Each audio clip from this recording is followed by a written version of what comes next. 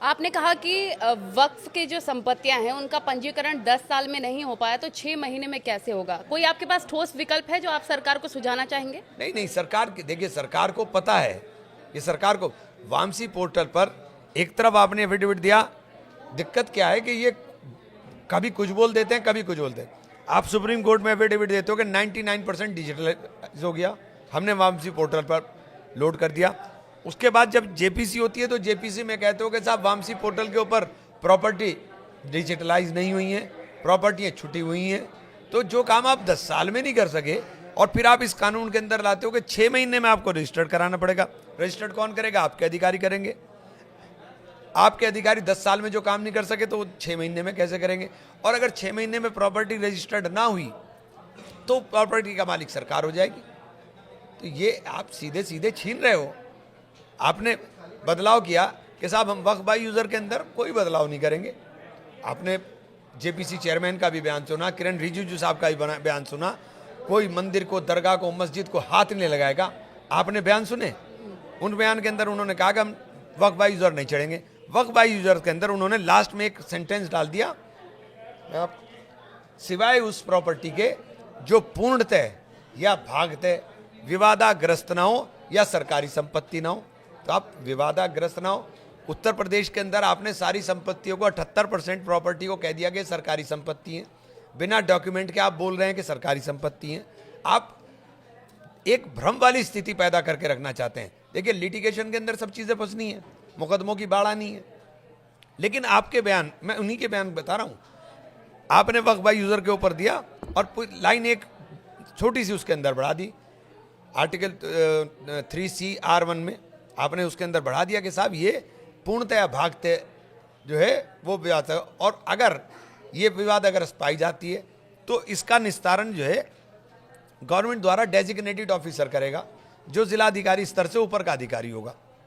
एक अधिकारी को तय करने की आप पावर दे रहे हो कि वो तय करेगा, और वो तय कब करेगा इसके कोई समय सीमा नहीं है, इसकी कोई समय से ट्रिब्यूनल आपने कहा कि वक्फ बोर्ड हम कानून इसलिए लाए कि वक्फ के अंदर एक आदमी को पावर चली गई थी कि ट्रिब्यूनल जो है उसका फैसला अंतिम फैसला होता था।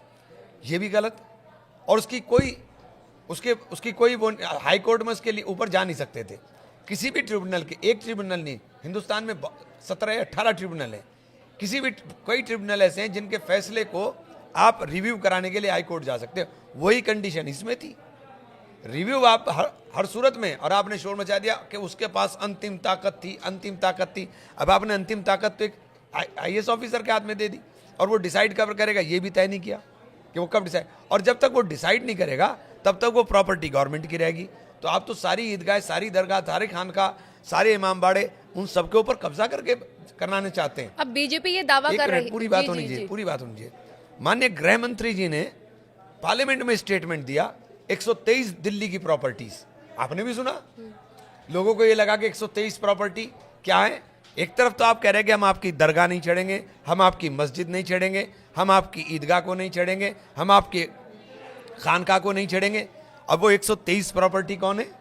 वो 123 प्रॉपर्टी ईदगाह, दरगाह, खानका, मस्जिद, ये 123 हैं।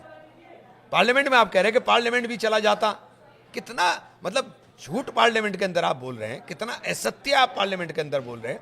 पार्लियामेंट के सामने एक मस्जिद है, और उस मस्जिद के इमाम मेंबर ऑफ पार्लियामेंट भी हैं। उस मस्जिद को आप कह रहे थे कि ये मस्जिद सरकार की है।